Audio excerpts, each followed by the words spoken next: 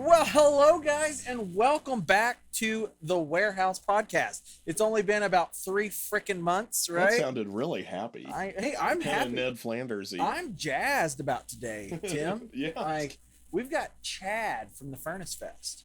You guys, seriously, so I went to Furnace Fest. If you probably everybody that's watching this probably friends with me on Facebook anyway. Yes.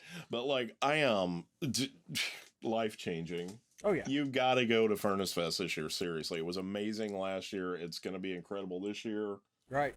Everybody should consider going. Blindside, Maylene, and Sons of Disaster are the two big ones that I'm excited for. That's not headlining. You kind of like Mastodon though. I love me some Mastodon. I got an interesting story.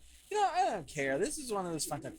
First time I ever tried mushrooms With Mastodon, was at a Mastodon show. how'd it work out? Dude, so it was Every Time I Die, Mastodon, and oddly Coheed and Cambria. And so we took them right after the Every Time I Die set, kicked in right as soon as Mastodon took the stage, and they've got all those like The super psychedelic psychedelic stuff. like stuff going on. And I just remember there was like a clip that kept playing, and it was like a person's face like melting into an old person's face, and they were on like a wheelchair. And I was on the side of the stage with Bill Kelleher, Yeah.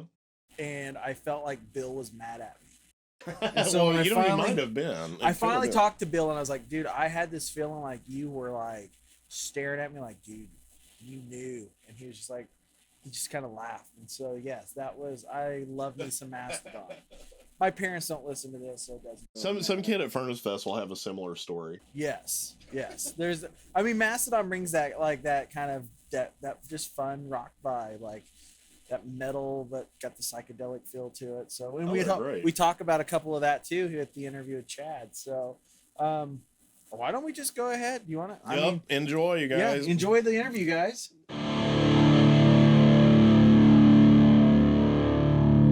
Okay, you guys, big time fanboy. We're here with Chad Johnson, Slacker66, Furnace Fest.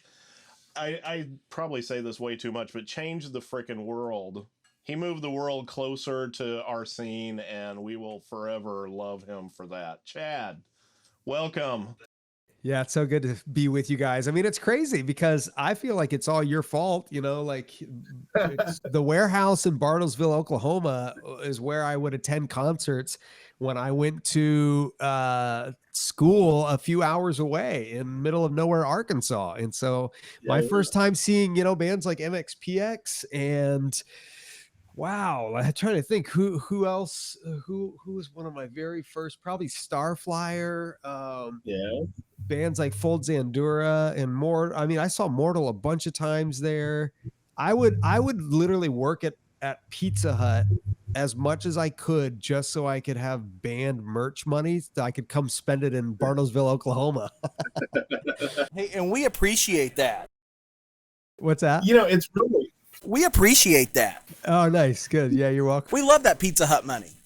It's really funny. That really was a moment in time, honestly. I mean, and if you really look back on it, like, I don't know, people used to say that all the time. Why is this awesome thing in Bartlesville? But when you think about it, it's like it kind of could have only happened in a place like Bartlesville, I mean, with the buckle on the Bible Belt and all this, and plus that people were fairly forward thinking, to bring in, but like Tourniquet or whatever, I see that meme quite frequently where it's like shows the guy jumping off the balcony and it's like, Mom, can I go to a show? No. Well, it's at a church. Yeah. It's at the warehouse. Right. No, it Church was so basement cool. shows I are mean, the best. It was amazing as a early 20-something-year-old who had just discovered Tooth and Nail Records. To me, like the warehouse was like heroin, and I was freshly hooked, like I was doing whatever I could to show up and get my fix. And I know where I can get it. At 331 North Quapaw in Bartlesville. So Chad, how long of a drive was that from Arkansas? I want to say it was like maybe a little over 2 hours, maybe 2.5 hours or something. And were you like doing it every weekend almost? I don't think it was every weekend, but I do think it was pretty religiously I don't know, maybe more like once a month though. I don't think it was every. Yeah, I'm pretty sure it wasn't every weekend, but it was often. There were so many. I mean, yeah, I wish I had a list. I wish that I would have had Apple computers and note, like digital notepads and stuff that I could have kept a better record. But it was a whole bunch, and yeah, I still have extremely fond memories of those times. I mean, super formative. Buying Tooth and Nail albums at little random family Christian bookstores, and then going to the warehouse to see these bands that I was uncovering it was like the perfect blend. It was incredible. I mean, and they were so good about putting bands together. I mean, yeah, when you think about the lineups now, I mean, it would be like Focused and Strong Arm, and you know what I mean? I mean, it was so good. Like one of the first shows I saw there was like Value Pack, 90 Pound Wuss, MXPX. yeah. I mean, think about that now. How cool would that be now? Oh yeah, that would be amazing. So, Chad, I just got a text message. Is it from Nigel? Is it? No, it's from Matt. It's from Matt Baird. Oh, Spoken. wow! And he said that you hosted the first actual Spoken show in what was it, Siloam Springs? Yeah, 26 years ago. Yeah, that is wild, man. So when did you when did you go from like watching shows to promoting shows? Well, I think it would have been around that same time that I was driving out to Bartlesville. I think I was inspired by what I saw you guys doing, and I wanted to steal some of that energy, but I really it was probably more, to be completely transparent. It was probably much more a evangelistic, I want to try to reach people through music ideal than it was like me as a fanboy to pretty much anything Christian music. But I think in that little like college town, and that I just thought, man, this is so cool. Like, what if we had something here that would touch people's lives? And I think that Matt was just, he just happened to be one of those people that I quote unquote, randomly bumped into in a local Fayetteville mall. And somehow, I don't know, somehow we connected. And so it's crazy to think did he say it was 26 years ago? He said it was 26 years ago that he booked the first Spoken show. I mean, I don't know if it's embarrassing. It's scary is what it is. Scary. Do we have room for Spoken for Furnace Fest? That's the question. Oh, that is the $1 million question. They are the question mark band. Or they are? Yeah, they're the question mark band. Tell Matt. He's playing Matt, Saturday night. He's headlining band. Saturday night, and it's going to be incredible. So what do you mean? What do you mean he's already booked somewhere? Right. I know. No, he was I saw they're doing like Incarceration or whatever that is in Ohio. They're on that one. Like, and we had them at Reformation Fest here in Bartlesville. That was kind of this past Halloween. So yeah, they need to be there. They're representative of quite a few bands, and probably the thing that I like least about festival promoting is how many of my friends' bands are not present, but secretly, and this is just because you guys are friends and we go way back. The hope is that we can run Furnace Fest through a full cycle of 4 years, which would be a perfect mirror of the original festival season. And so there's been, there's a little bit of strategy to the madness in terms of because it's like if you bring in everybody on year one, then it's like you just have to replicate that year over and over and over again for 3 more years. And in this case, it's like, well, what if we, if we have the opportunity by grace to do this for a full cycle of 4 years, we really wanted it to be unique year to year, and kind of. So anyway, there's a lot. So Matt is he's on my short list of the friends that I need to. I have to include. I have 2 more years after this one if it works to make it happen. Well, Chad, and it's something I'm so proud of you about this. And, I want to say that about our scene just as a whole is like, it really was so family oriented. I mean, it just felt like, I mean, you're a part of our scene. I understand where you're coming from and all that. And I felt like you did such a tremendous job of booking with Furnace Fest, with the people that, and on a side note, again, that we go back and stuff. I absolutely adored seeing you up there, and not necessarily the big bands. I mean, it wasn't necessarily like Under Oath or something. I mean, I saw you up there at Showbread, like standing side stage, like it would have been at Cornerstone, like if it was an encore stage, and like just all that. I mean, it just you did such a wonderful job of just making this. This was like if you just took our scene and transported it into 2022. You did such a great job.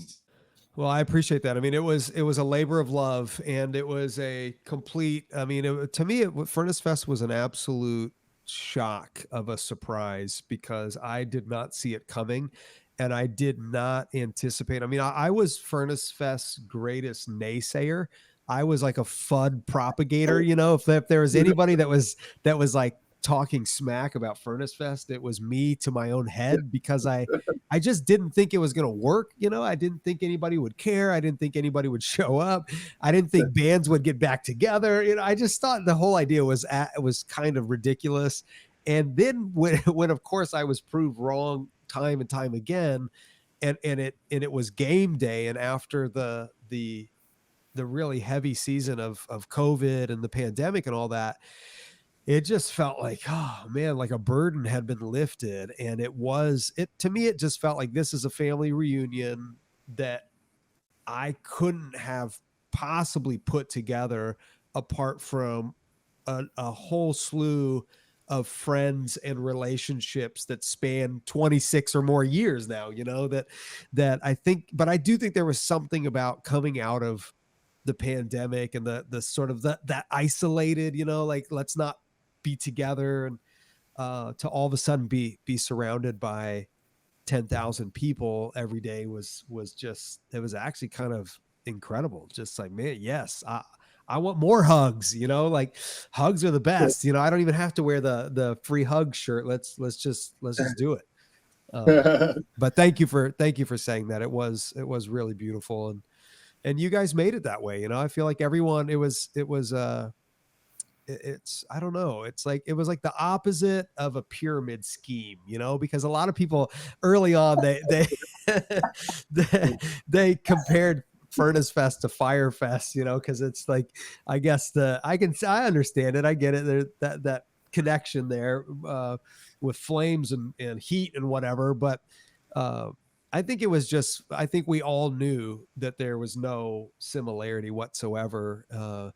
And we all know, we all go far enough back, or most of us go far enough back, that we remember those days at Cornerstone, and we remember what that felt like. And there hasn't, that I'm aware of, hasn't really been anything quite like it in a long time. And so to me, that's sort of what I don't know. It felt, I guess, if I had to think back on all my different music experiences over the years, Furnace Fest last year felt like Cornerstone meets Warped Tour meets like, I don't know, maybe I can't quite think of maybe like an international festival, or I don't know, something.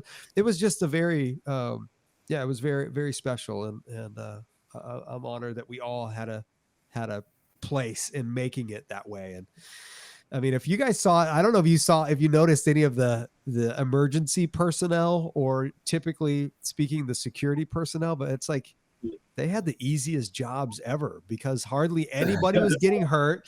Hardly anybody's dehydrated. Nobody's fighting. It's like, what do you do? Just sit around and enjoy the pretty weather and listen to some cool bands. Well, Chad, and I don't use this word lightly, you were masterful in putting that together. I mean, I really fully mean that. It's almost like Fight Club. How they're talking about, like, it was all out there. It just took Tyler Durden to put it together and give it. It was like that. And I mean, and I want to talk about this a little bit more in depth here in a second, but like, you always, in my opinion, were very good at treading Christian stuff, scene stuff, general market things, and you put it together perfectly in a way that everybody from every one of those entities that I just said wanted to meld with the other people. I mean, it really, there absolutely was no screw that Christian band or screw, you know, those guys ain't Christian or whatever. Everybody was just wanting to see every band that was there and wanted to support everybody. And how did you, I mean, was that just how you've just always done it? Or was this like, was that a goal? Like, we want to get like just all across the board, just awesome? Or what was the thought process? Yeah, that was the goal. All across the board, awesome was the goal. No, I mean, it was actually very reminiscent of what we tried to accomplish 20 years ago, which was combining the Christian world with the secular or the mainstream world and just bringing people together for a weekend of enjoying each other and exploring different worldviews and different perspectives, and different points of view that that actually celebrated the fact that we probably disagreed on more things than we potentially agreed on, but it didn't matter in that context because we weren't there to prove each other wrong or to prove ourselves right. We were just there to be present with each other. And so I think that to me, that was 20 something years ago. I guess it didn't really feel all that extreme or all that crazy, but given where our country has been politically and where our country is politically speaking, and through the pandemic, especially, I think that there's never been quite such a high level of intensity between differing parties or perspectives, and Furnace Fest somehow, I think has always tried to let value and honor and respect and common courtesy be the language of care, for each other, while never hiding the fact that I've been a follower of Jesus this whole time, that many of us who are part of it are followers of Jesus, and that he's actually the reason that, I mean, if someone was to ask and say, well, the reason that Furnace Fest felt like it did is I'm convinced because we invited the Spirit of God to be present in a way that might have actually conveyed or touched a deeper root in people's hearts, especially those who maybe have hurt or challenges or just disdain or whatever it is towards something or someone that I say is great. And so I think it's cool that you pick that up, but it's funny to think back that it really, last year was really just kind of mirroring what we originally had in play. It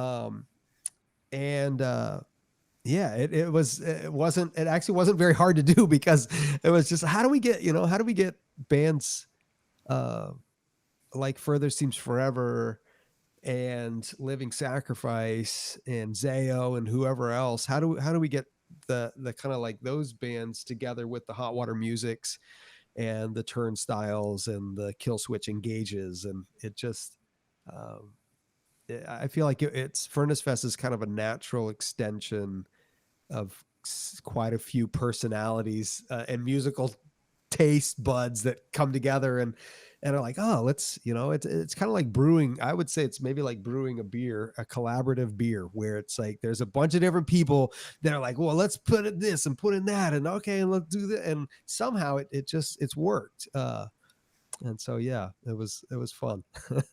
Well, and I have to tell you, and again, I'm fanboying again, but my Please absolute Please stop fanboying. My absolute favorite moment from this, and there was many favorite moments, but was you praying before Stretch Armstrong.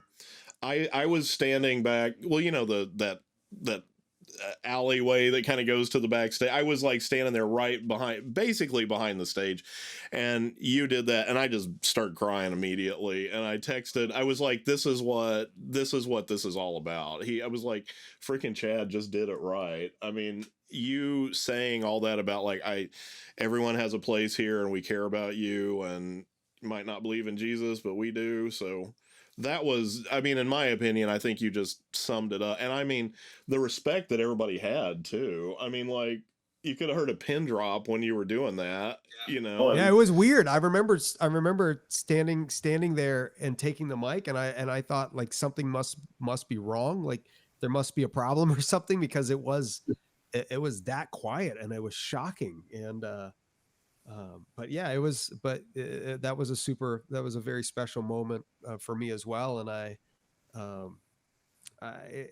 just kind of, I think that in my looking back on it, I feel like God just poured out an enormous amount of favor and kindness on all of us.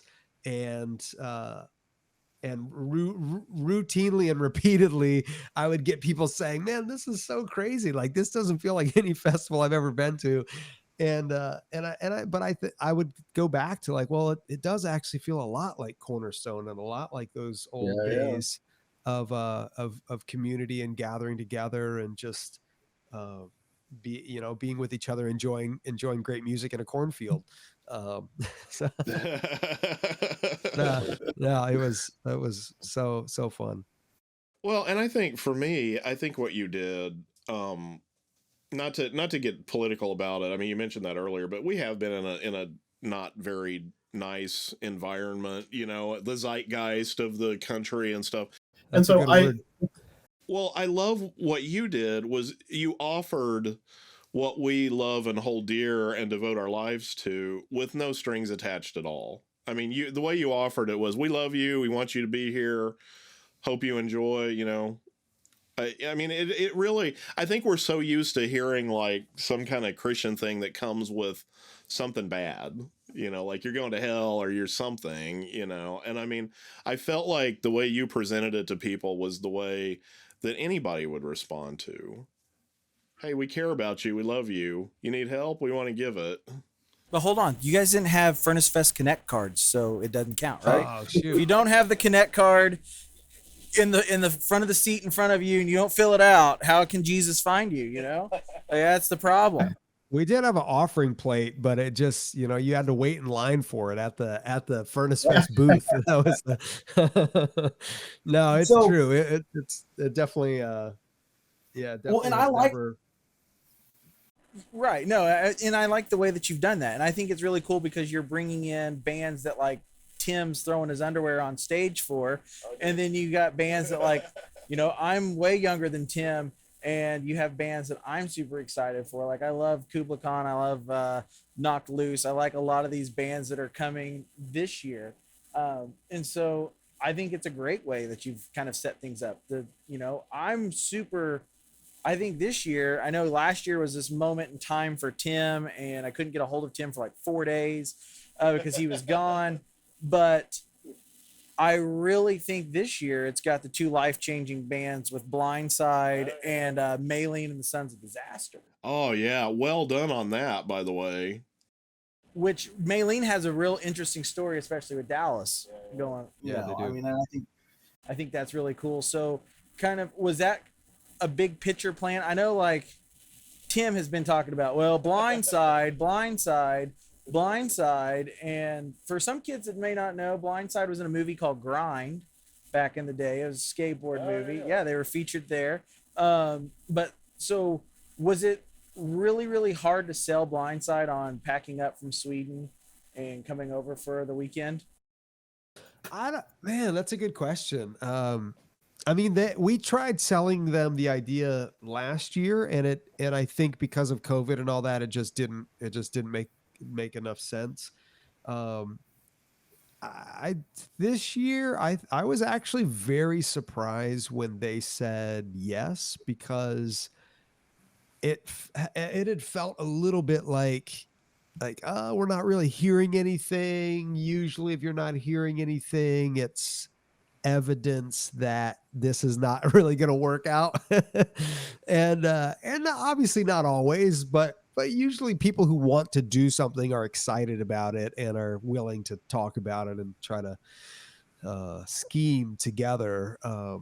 So when we heard back that Blindside was interested, it was like, no way. That's like, wow, that's crazy. But again, that's kind of proof that, I mean, when I was doing Slacker 66 in Birmingham, we put on one of their first shows on their little tour, which they probably played at the Warehouse on that same tour, I would guess. Yeah, was it with Ludacris before they were Norma Jean? Yep, before. Yep, they did. Yeah, it was so long ago, and so there's like that's a perfect example of the level of relational connection that exists with some of these bands. But then, to your point, like it's hard. It's not harder. It's just different.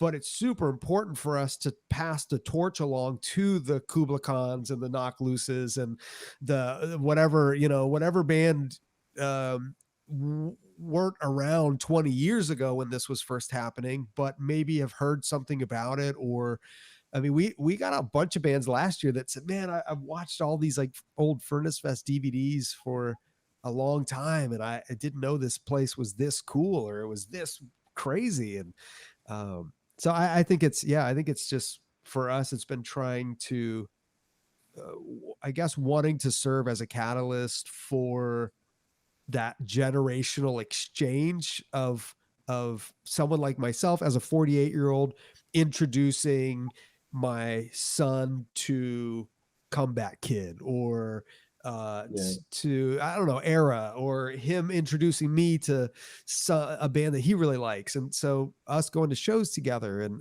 us being at Furnace Fest together, it's just kind of, I feel like it was one of the sweeter aspects, because it's not just like, oh, this is like where all the old guys go who wish that they were still young and playing in indie rock bands. It's like, no, man, this is for everybody. And right. And see, and that was more of the thing that I kind of saw with it, where Tim saw the more, I guess, quote unquote, religious aspect of the Christian and non-Christian. It was more, to me, like, look at the generational. A lot of these people, if you do interviews with the younger guys, these are the bands that were influencing them, while they're playing the VFW shows and things like that. They're getting to play right alongside with them. And so it's kind of gapping the generations. Well, I guess decreasing the gap of the generation. Yeah, exactly.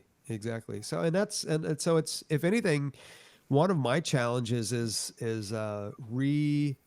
orienting myself with music that I'm not familiar with. So figuring out, like, I mean, up until a year and a half ago, I'd never heard of Knock Loose. I'd never heard of Turnstile. I've never heard of any of pretty much any of the younger bands that had played, unless, somehow I had maybe discovered a band somewhere. But it's actually fun for me to like look at the lineup for this year and then be like, okay, one of my goals is to become familiar with every single one of these bands between now and September 22nd. So when September 23rd happens, I'm not like, oh, I hear some band play, I'm like, I don't know who that is. Like, I'm a completely disconnected, disgruntled festival promoter that only listens to Blindside,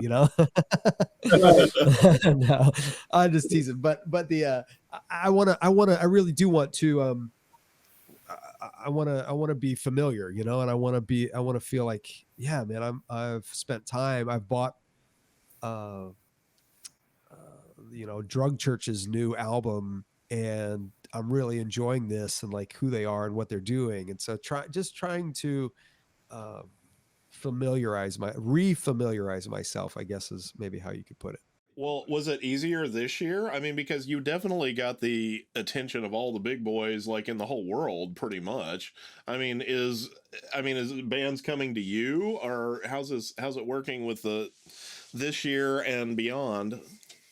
Yeah, I mean, it's I'd say it's still mostly us approaching bands as much as I wish I could say it was everybody coming to us. There were some, there were quite a few connections. Maybe it's 50-50 that were sort of either already in conversations from last year, but it didn't work out for one reason or another, like Blindside, or we had reached out to them, or they had maybe reached out to us. But I think that what we were able to do last year was sort of confirm for the first time in 17 years that Furnace Fest was capable of hosting a much larger scale event than anything we had done previously. And I think for booking agents and for managers and for people in the music industry, there probably is a little bit of a Firefest fear, like this lineup looks really cool, but this isn't Birmingham, Alabama, home of the Delta variant last year. And, it's like, and we're going to send bands down there and they're actually this is going to work and people are going to show up by the thousands. Like, I don't know. So,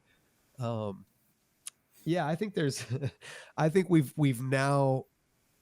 were able to say this is legitimate, and now all we have to do is pull it off again. So no pressure, Well, I think everybody's just so ready for it to happen. I mean, I remember hearing, I interviewed Doug Van Pelt one time, and he was, the guy's seen a billion shows and everything. And I was like, what are some really good memories? And one of his main ones was walking with the Crucified at a Cornerstone. Like, they were about to go on, and he prayed with them and walked to the stage.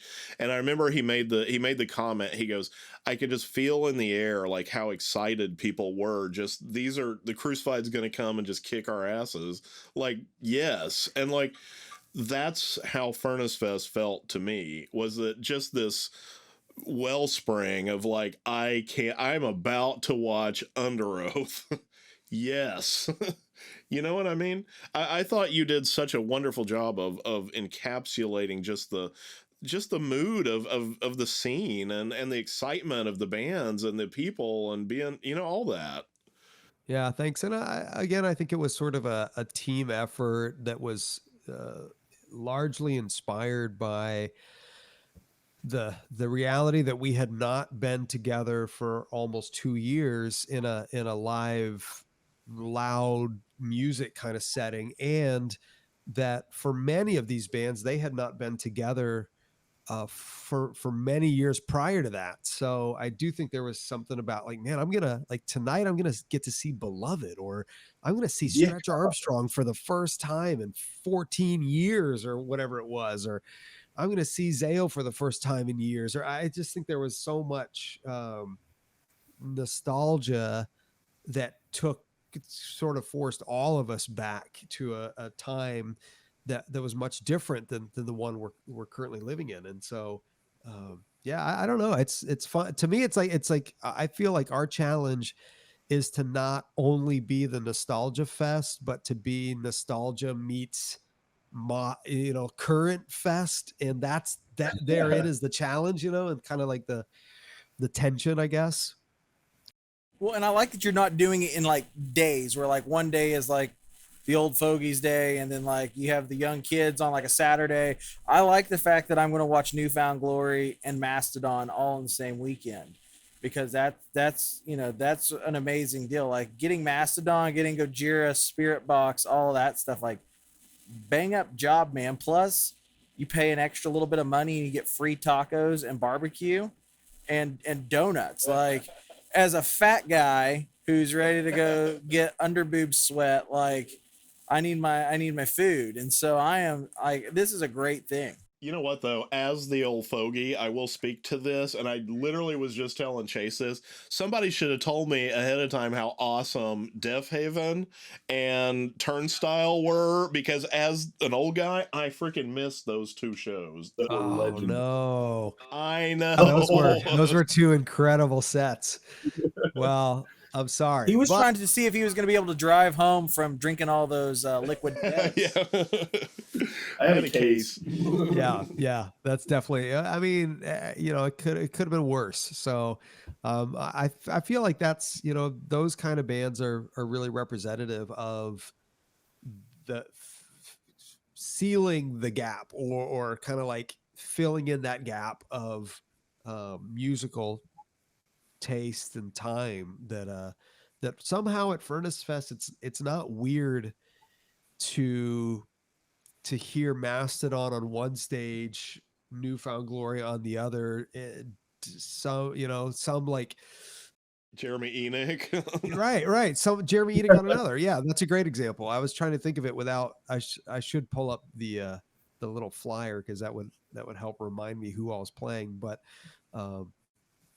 somehow in my mind, when I see the lineup, it all works and it all makes sense, and I feel really thankful that we've been given the opportunity to kind of represent the scene that so many of us grew up in 20 something years later. God, and what a perfect representation too. I mean, I would tell anybody that if you missed it, you should have went to Furnace Fest because that's what it was like. What was the feedback from the band? We tried to rub it in through social media. We knew everybody else would do it for us, but posting the constant updates and stuff. But sorry, what were you going to say, Tim? What was the what? What was the feedback from the bands? I mean, was everybody just on cloud nine about this, or was it?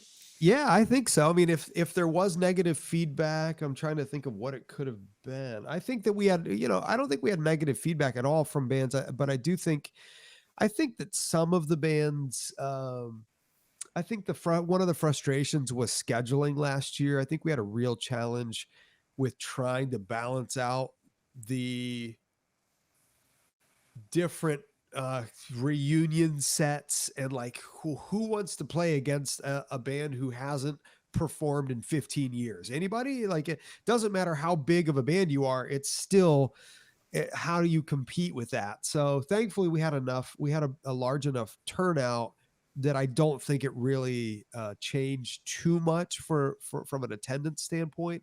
But yeah, I think that we tried to ensure that the backstage experience was just as good as the front of house experience, and that bands in the back were just, this year I think it'll be even better. We had a couple of things that were like, oh man, what if we did this? What if we had really cool draft beer backstage for the bands? What if we did do Hero Donuts last year? So the Hero Donuts are just, man, those are so they're practically to die for, but anyway, they're good. What did the city think of it? I mean, I know I actually talked to some people who were like, what's going on, man? Everybody's wearing black and there's all these, and I was like, it's Furnace Fest, you don't know? And like most of them didn't, they weren't aware. And no, the city was great. They loved it. They loved, I mean, we got so many compliments from local businesses and business owners, and they just said that Furnace Fest people are the friendliest. They tip the best. They like, you guys have probably heard this, but supposedly there's a statistic in the church world that Sundays are the absolute worst days to be in the service industry because churchgoers are horrible tippers. And I mean, I can't, I don't want to say that absolutely is true because I've never actually looked into it, but I've heard that. And to just hear whether that's true or not, to hear the opposite, that Furnace Fest attendees are the best, the easiest going, the most relaxed, like the most like support. It just kind of was like, yeah, of course. Like this is who all of us are. And we're all respectful of each other. And this is part of what it's kind of like Furnace Fest almost forces that into us and out of us, like just we're trying to find ways to bring the opposites together, like we're not trying to hide from or pretend that those opposites don't exist.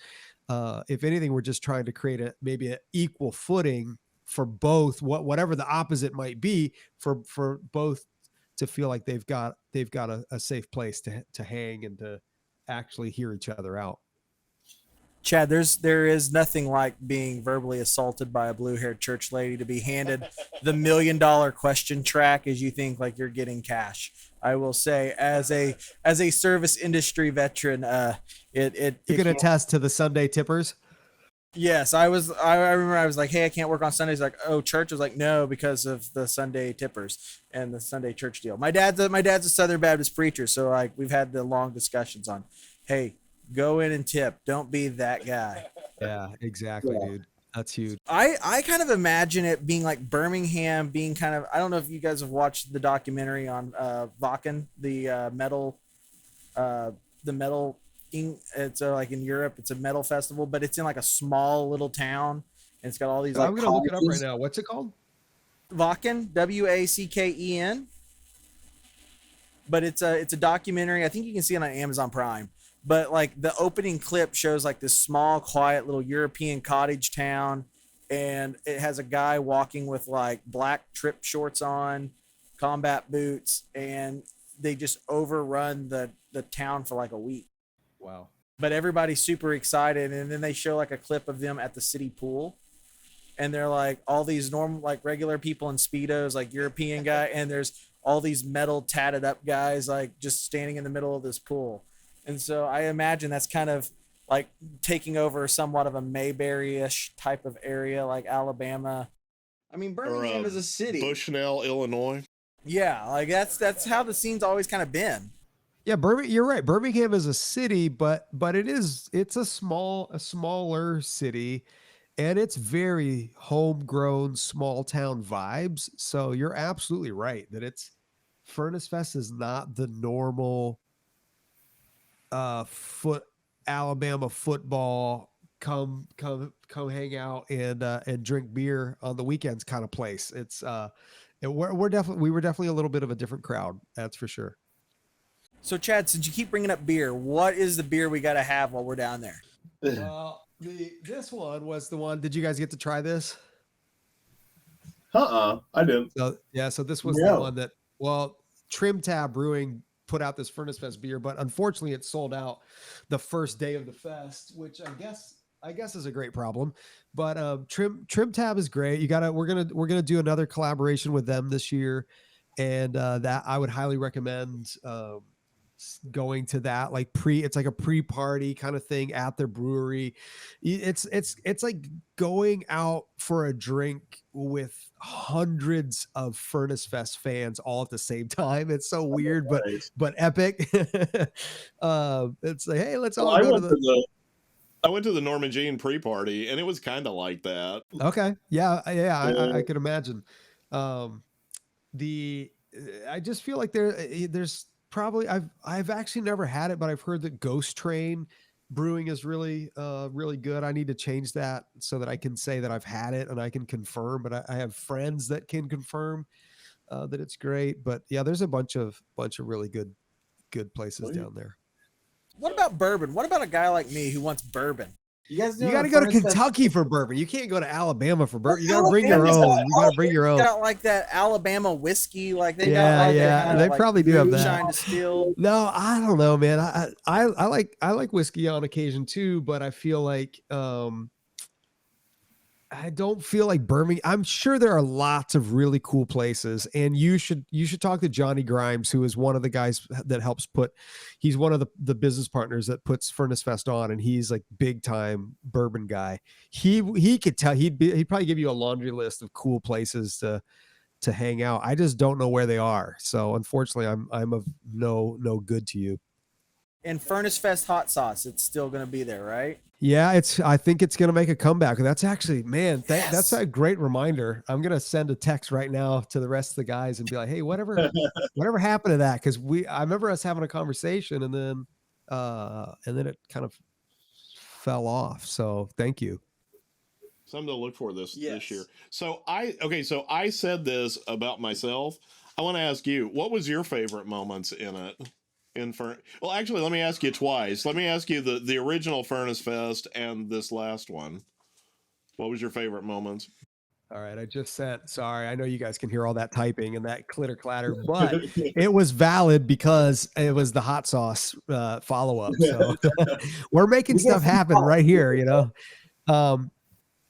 I think for me, probably there were a couple of really sweet moments. I think that being able to watch Showbread with my whole family backstage and have fun, just having fun with them, and like those guys didn't get the memo that we're 20 years past. Yeah, They are still as vital as they ever were and amazing. Totally. And I mean, Josh was just like, I don't know, man. I don't think I could ever get paid enough money to perform on stage topless under any circumstance anywhere. And Josh owned it. I mean, he made me want to go to the gym. I just was like, man, dude, I gotta like really step up my game, you know. This guy, because someday somewhere I might have to sing for a band without my shirt on, you know. I better be ready. but no, they were so fun, and I just loved I loved that. I was so surprised when Spencer started telling the crowd that they were going to perform a song that they hadn't played in 17 years and then they're never going to do it again. And I was like, what? I was like, what is this?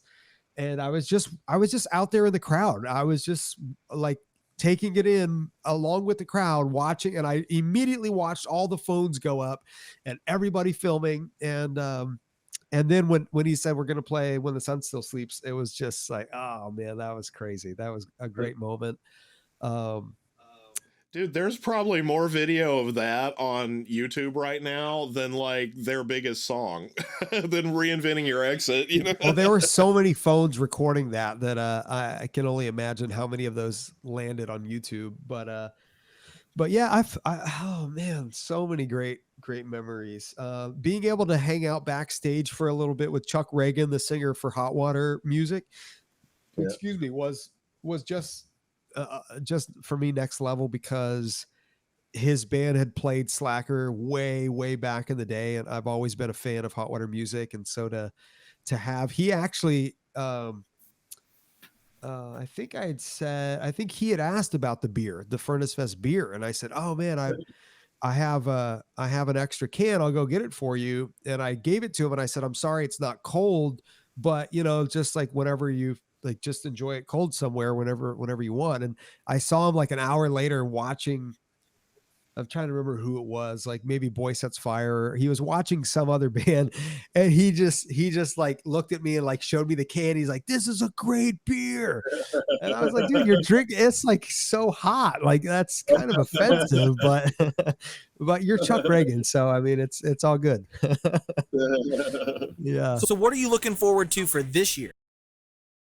Like, what are you expecting for this year, 2022? Like, are there already some bands that you're like, hey, I can't miss this. I've got to be side stage for this. These guys are coming through. Like, it's going to be like old times. Oh man, that's a good question. Yeah, there for me, it'll be artists that I feel like I've had the most relational equity with over the years. So Blindside will obviously be one of those.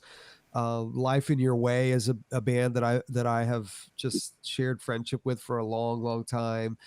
Norma Jean playing at the actual festival is going to be great. I'm just looking through this list right now. Comeback Kid, I'm so excited for, because their new record is my album of the year so far, and just is blowing my mind. Elliot, so many, Manchester Orchestra, Newfound Glory, Thrice.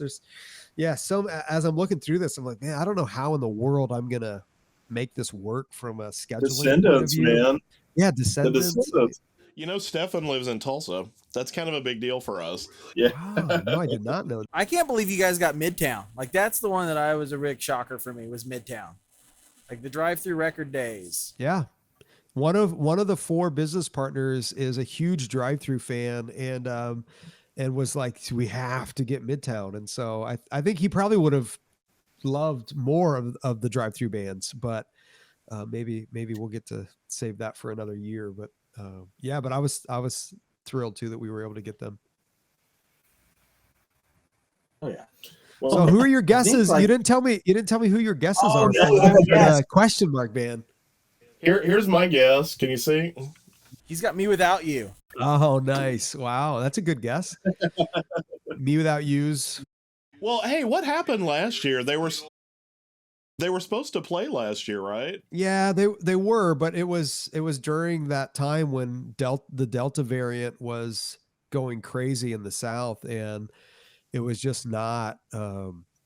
I just don't think it was something that they felt completely comfortable with from like a health perspective and kind of dealing with what I mean. By the time the festival happened, it had all, I mean, it had subsided so much, but at the time that they were trying to make a decision, it was like nonstop in the news and it was everywhere. And it was very, it was obviously very concerning. And so, yeah, I was, I missed them. I mean, I'm glad we got Deaf Heaven in their place, but still there's no, you can't replace, how do you replace Me Without You? You know, you just can't replace. Yeah. But that's cool. That's a great guess. So, Sleep, maybe?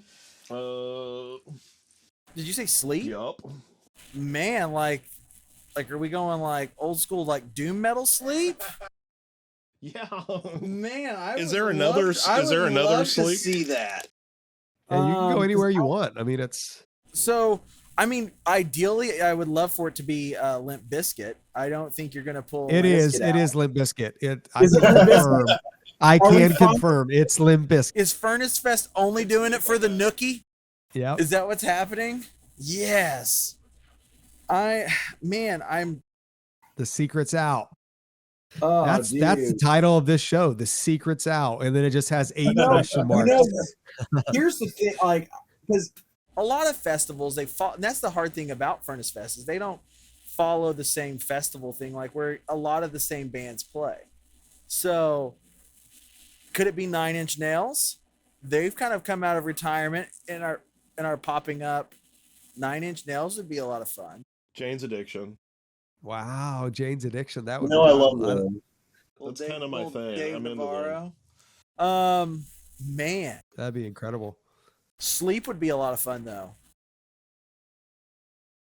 Man, I mean, I just don't know. Like, are we going on the Christian side of it? Or are we going on the? Because a lot of your headliners are more mainstream. Yeah, we need somebody like I'm trying to think who would be the most appropriate. Probably POD. I mean, if you've had POD headline, you know, they just got off that satellite tour. Doing that special, trying to remember the name of that record. What is wrong with me? Southtown, Satellite. yeah, they did the satellite tour. You know, Chad, we literally hung out with it, like a week after Furnace Fest? Yeah. And I was telling Sonny, I was like, dude, Furnace Fest, man. And he was like, oh, we've been watching videos of it. Oh man, those guys are so sweet. Such incredible. Oh, they still bring it too. Although Love wasn't with them when we saw it. Yeah. First time I ever saw them without, them or Jason Truby, Yeah. Could it be Korn? Yep. It could be Korn. Could we be resurrecting the purple tracksuit? If Korn plays, I'm bringing you a purple tracksuit, Chad. Nice, dude. I'm wearing it. Topless. Yes. And a fake eyebrow ring. Yeah. I'm gonna tell Brian that we have to stage dive together or something. Do you hang out with Brian in Nashville? Yeah, we did. We actually hung out right before they left for this tour, and we got together. We were at a men's prayer thing that we went to, but then we got sidetracked and derailed because we started talking cryptocurrencies, and we found out that both of us are really into crypto. So then we're like, dude, let's get together and talk crypto. So I actually need to. So Tim actually got this. We brought Brian to Bartlesville like last October, and so we had him and Spoken and Relent. So it was a lot of fun. Tim got to hang out with Brian for a minute. Really nice guy. Like I'd be down for a Korn. I mean, you've got some pretty heavy bands this year, and that's what I'm liking. Yeah, thanks. Yeah, they would be a great time.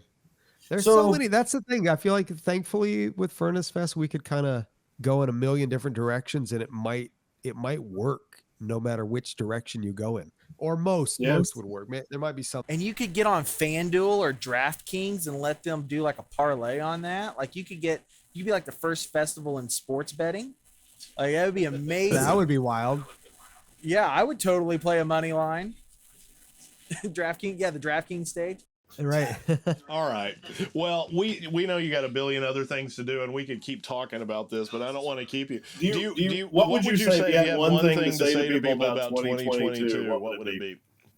Oh man, one thing: come for all 3 days, and come a day early so you can just enjoy Birmingham and just hang out come to the Trim Tab pre-beer thing, and then just be able to enjoy the city before it turns into 3 days of nonstop bands. But yeah, I actually feel like Birmingham is it's like a hidden gem of a southern city that people were uncovering left and right when they came out. But yeah, and enjoy if you're gonna fly in, enjoy the plane ride in with 100 people just like you. It's gonna be great. Yeah. We're road tripping it, Chad. Nice. That's true. That's good. Road tripping is even better. We're coming the 21st and leaving on the 26th. Nice. Honestly, there you go. So this last year, the first thing I did when I got into town was I went to that Norma Jean show at Iron City, which was amazing. And literally, as soon as I walked through the door, I run into Brian Gray. And so I'm like, oh yeah, this is it. I'm back. We're home. Don't let him lie to you. The first thing he did was he had to call the wife. Then he took a nap. Oh, that's good, dude. All that stuff's important. If you can't do all that stuff, then seeing old friends is, questionable. No, that's great. I'm excited to have you guys with us. I think it's gonna be really, really fun. We're invading Furnace Fest. We're gonna invade, and that's gonna be. Well, to be completely honest, there was a ton of warehouse people there. I mean, I was running into people that I hadn't seen in 25 years, and honestly made me very proud because I was kind of like, we planted this. I mean, like it's because the warehouse they got to love it with the warehouse, and they're enjoying it with Furnace Fest. Exactly, and I don't think the average person realizes how much effort and really, really long days and nights preceded the what seemed like such a glorious family reunion. It's really, I mean, the kind of shows and the kind of events that we were putting on 20 something years ago were great, but there was a level of financial stress, a level of financial strain, and just a level of dealing with kids in their like teens that's so different than dealing with the crowd that's coming out to Furnace Fest. So yeah, well, Chad, thank you so much. Yeah, thank you guys. I loved it. And honest to God, please keep this up. Please. Thank you. We love it. It's life-changing. I told my wife to get her to let me go this year. I was like, this is going to be like our last big thing. Oh my God. And it was. Nice. And now I'm like, so there's another one. Like his wife won't talk to me because I think he's blamed it on me. So there's one more, and honey, there could if this one goes well, there could potentially be one more. Well, but see, back in the day, she used to go to Cornerstone, and she really was a trooper because you know what Cornerstone was like. And like I do, so now, I remember. So now she's not really wanting to go. Like, is there Porta Johns? I'm like, yeah, but they're not as bad as the ones at Cornerstone. Yeah, I know, man. It's it was beautiful, but it was a challenge. So 3-day packages are still available, right? Yep, they are. With payment plans. What's that?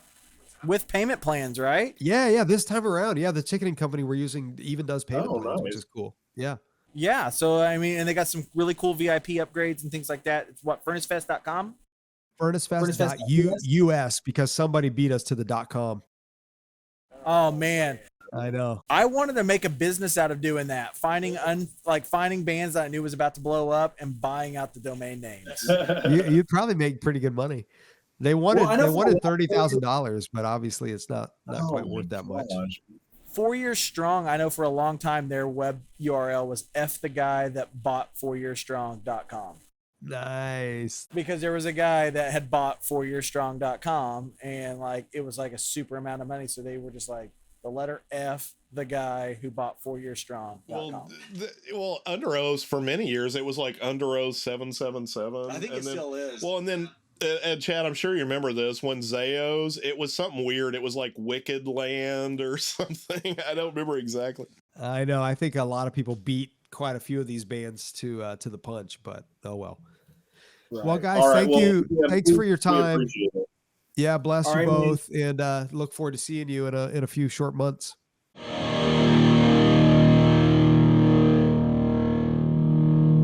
You guys, Chad, we love him. That was amazing. Thank you guys for listening. Seriously, consider going to Furnace Fest next week. We're gonna have Jeff the Girl from Five Iron Frenzy. Yeah. You yeah, wanna? that'll be a good one. Yeah. We've got her. We've also got Aaron Sprinkle coming up. We've got a few of the few other people that we've got kind of lined up. We're finally getting back into it. We've also got Kane Kirby now as our producer, so he's producing the show. Hey. So thanks for setting us up, He gave a Warehouse thumbs Studio. up. Yeah, he did. But yes, we're all going to Furnace Fest 2022. You should, furnacefest.us, like we were saying. And we have a website now, warehousepod.com. Go check it out. It's got links to how you can watch us, how you can listen to our Spotify playlists, how you can do everything else. We're like trying to become the cool new school place to hang out. He built the old school. Yeah. We're going to build the new school of what the warehouse is. You know what? And I can tell you something also that's kind of cool in the works right now. And I don't know if this is actually going to happen, but like some of the people from the warehouse have grown up and did like bigger things. And like now we have people that are like, in important spots and whatnot. Anyway, one of our former city councilmen approached me about this. I'm not even going to say who it is, but one of the bands that we had at the warehouse a lot, and you probably saw them there and really liked them, and we're considering bringing them to the Tower Green. Ooh. I know. If this happens, it's going to be amazing, and it'll be free, and everybody will be there. So, yeah, be on the lookout for that. But, yes, warehousepod.com. We're on Twitter, Instagram, Facebook, all warehousepod. But thanks again, Chad, for joining us. And love you guys. God bless y'all. See y'all Go next listen time. to some music. Yes.